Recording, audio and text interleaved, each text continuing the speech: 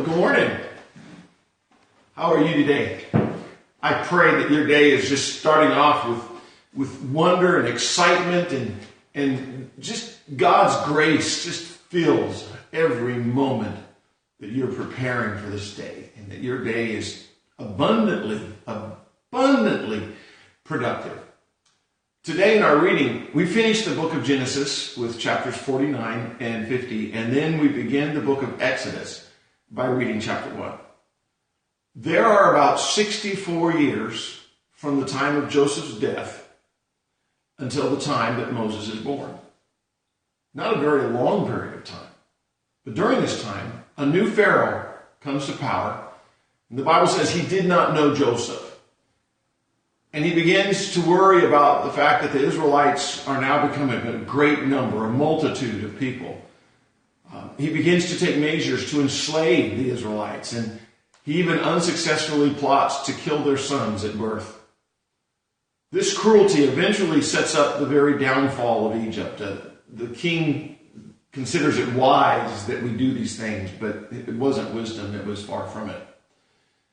I'd like to take a look just for a moment back to Genesis chapter 49, where we read about Jacob's prophetic blessing over his children. Genesis 49:1 says this, "And Jacob called his sons and said, 'Gather together, that I may tell you what shall befall you in the last days.'" No part of the prophecy is, remember, we're looking for types of Jesus and signs of Jesus or prophetic utterances of Jesus as we read through the Bible this year. But note the prophecy to Judah. He says in Genesis 49:9, "Judah is a lion's whelp. From the prey, my son, you have gone up. He bows down, he lies down as a lion. And as a lion, who shall rouse him? The scepter shall not depart from Judah, nor a lawgiver from between his feet, until Shiloh comes, and to him shall be the obedience of the people." As Jacob blesses and prophesies over his sons, he speaks these words to Judah, foretelling of the Messiah, Shiloh. Remember, Jesus is called the Lion of the tribe of Judah. These words set in motion and encourage and establish Judah's future. Have you considered the power of your words to your children? We often underestimate the power of our words. Consider what Jesus spoke in Matthew 18:18. He said, "I say to you, whatever you bind on earth will be bound in heaven, and whatever you loose on earth will be loosed in heaven." Don't get up each day and groan and complain, but instead, get up with a song in your heart, a smile on your face, a spring in your step. Say something good.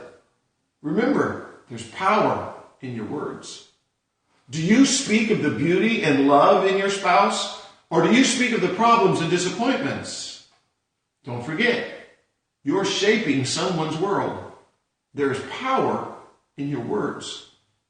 When you speak to your children, do you speak words of blessing?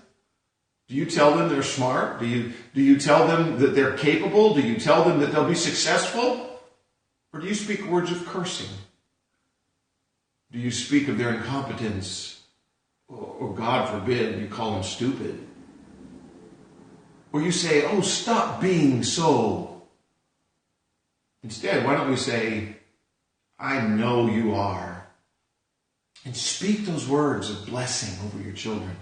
Your words matter. You can speak life. You can speak blessing.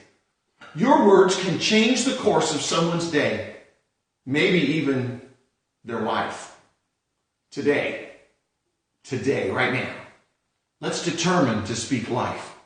Speak blessing, speak love, speak joy, speak peace. And let's be sure to speak Jesus. I have to tell you this story. My two great nieces went to the park, and they were playing by the slide, and there was a teenage girls there, and they're little. They're like 3 years old, in that age range, and 3 and 5, I think. But the little one asked for a drink. The girls were drinking a energy drink, and the little with the 3-year-old asked for a drink, and the teenager said, "Oh, no, this will hurt you. This will hurt your heart." And the little 3-year-old looks up and she said, "Jesus made my heart." Where do you think she got that from? Somebody's been speaking words of life into her, and it carries forth. The conversation went on there, and pretty soon they were inviting these young teenage girls to come to church, tell them how much they needed to come to church. I'll tell you what you speak to your children will become. Today, let's speak Jesus. Be blessed and have a glorious day.